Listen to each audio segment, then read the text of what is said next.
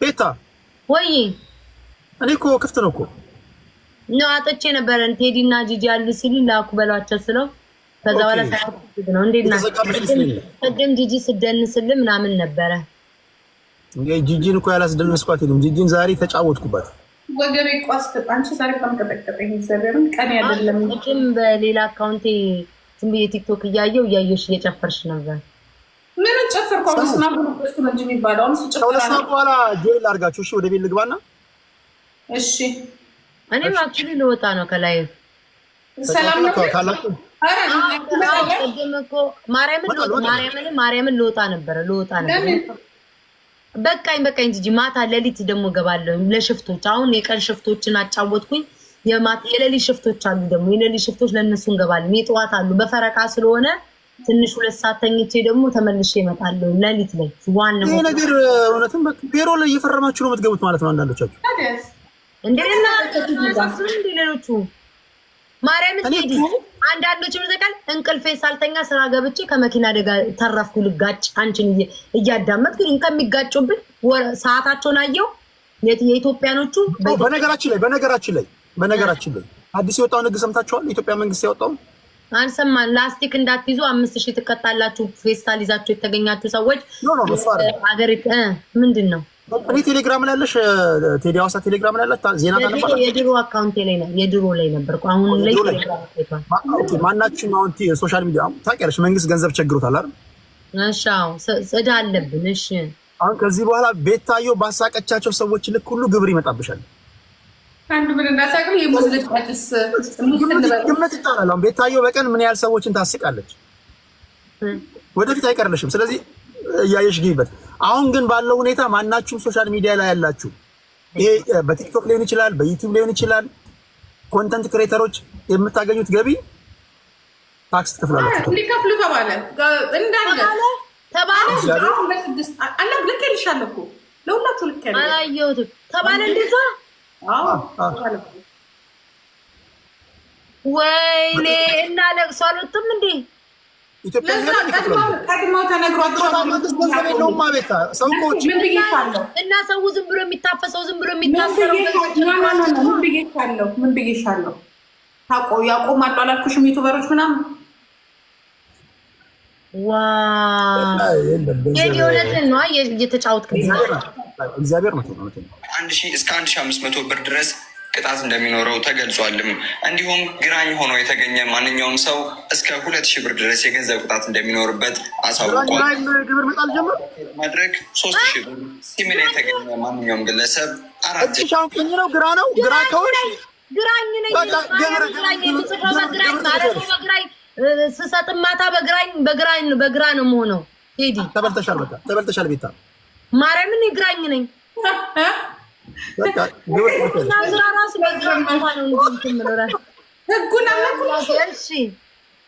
ይሄ ግን እየቀለዱ ነው እንዴ?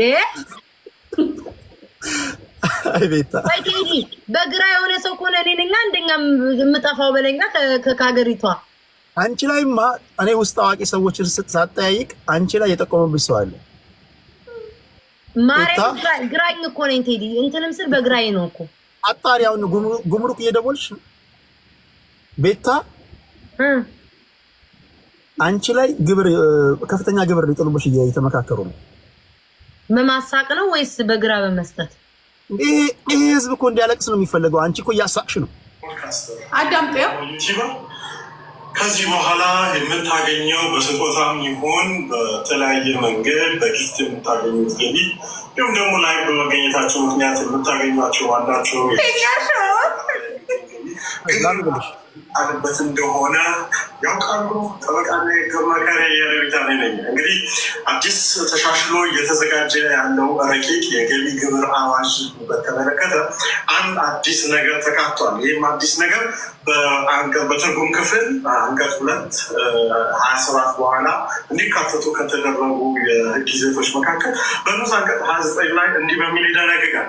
ከዲጂታል ይዘት ፈጠራ የሚገኝ ገቢ ማለትም አንድ ግለሰብ ወይም ድርጅት የቪዲዮ ማጋሪያ አገልግሎቶችን፣ የማህበራዊ ሚዲያ መድረኮችን፣ የድምፅ ማስተላለፊያ ወይም ፖድካስት አገልግሎቶችና የቀጥታ ስርጭት መድረኮችን ጨምሮ በኦንላይን መድረኮች ላይ ዲጂታል ይዘት በመፍጠርና በማሰራጨት የሚያገኘው ማንኛውም የገንዘብ ወይም የገንዘብ ነክ ያልሆነ ነገር ገንዘብም ሊሆን ይችላል።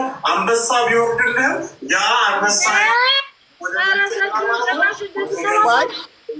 ሙሉ ላምብላችሁ እንትን እንዳይሆን ቆይ ህጉን ላምብላችሁ እኔ ላምብላችሁ ሚት አድርጊ አይ ላምብላችሁ በሲሪየስ ቁም ነገር አዲስ የወጣው ነገር በሀገር ውስጥ ነዋሪ ያልሆነ ግለሰብ በሀገር ውስጥ የዲጂታል መረጃዎችን በማሰራጨት ከሚያገኘው ገቢ ላይ ግብር እንዲከፍል የሚያስገድድ ረቂቅ የገቢ ማሻሻያ አዋጅ ለውይይት ቀርቧል። ለውይይት ነው የቀረበው። በእርግጥ ግብር እንደሚከፈልባቸው የተዘረዘሩት የዲጂታል ዘዴዎች የቪዲዮ ማጋሪያ አገልግሎቶች፣ የማህበራዊ መገናኛ ዘዴዎች፣ ፖድካስቶች ወይም በኬብል፣ በሬዲዮ፣ በኦፕቲካል ፋይበር፣ በቴሌቪዥን ወይም በኢንተርኔት ሳተላይት የሚሰራጩ መረጃዎች ወዘተዎች ናቸው። ማስታወቂያዎችና ስፖንሰርሺፖች፣ የምርት ስምምነቶችና ድጋፎች፣ የአጋርነት ግብይቶች፣ የገንዘብ ስጦታዎች ወይም የብዙሃን የገንዘብ ማሰባሰብ ፕሮግራሞች ከዲጂታል ይዘት ፈጠራ የሚገኝ ገቢ በመሆኑ ግብር የሚጣልባቸው ይሆናል። ስለዚህ ማንኛውም ሰው ማህበራዊ ሚዲያ ላይ ኮንተንት ክሬተሮች፣ ዩቲዩበሮች በቃ ማንኛውም ኮንተንት ክሬት አድርጋችሁ በሶሻል ሚዲያ ፖስት አድርጋችሁ ሊሆን ይችላል፣ ተናግራችሁ ሊሆን ይችላል ገቢ የምታገኙ በሙሉ ጌምም ስትጫወቺ ማለት ነው። እኛን አይወክልም እዛ ላሉት ነው። ግን ያሳዝናል በጣም ወይ ጉድ! እኔ ሌላ ነገር ነው ያሰብኩት። አምላኬ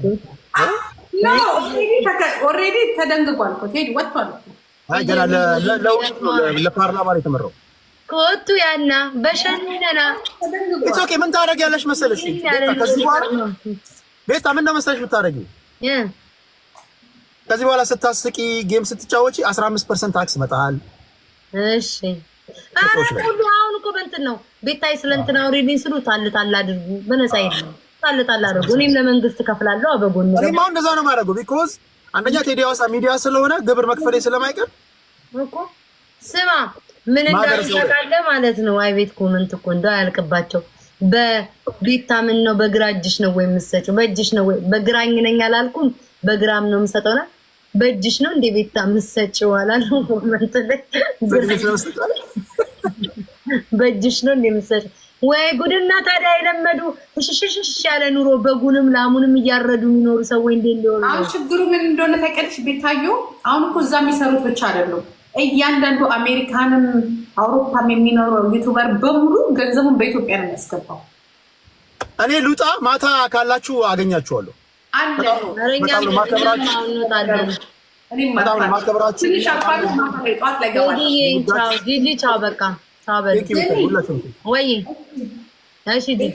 አሁን እኮ ቴዲ እሺ በቃ አሁን ችግሩ እኮ በጣም አሳዛኝ ሁኔታ ላይ እኮ ነው የወደቀው ሰው በአንድ ሰው በሁለት ሰው የተነሳ እንደሆነ ታውቂያለሽ።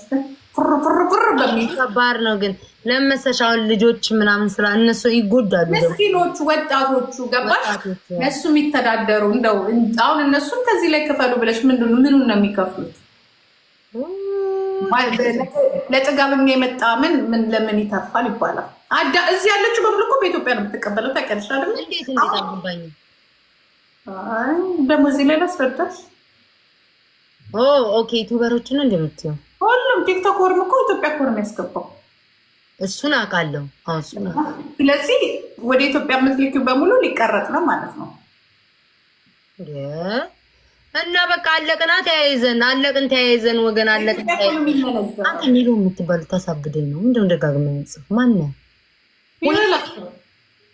ግን እንደው ድሃዎቹ ናቸው የሚያሳዝኑት። ጸባይኞቹ ጥሩዎቹ ምናምን ያሳዝኑኛል።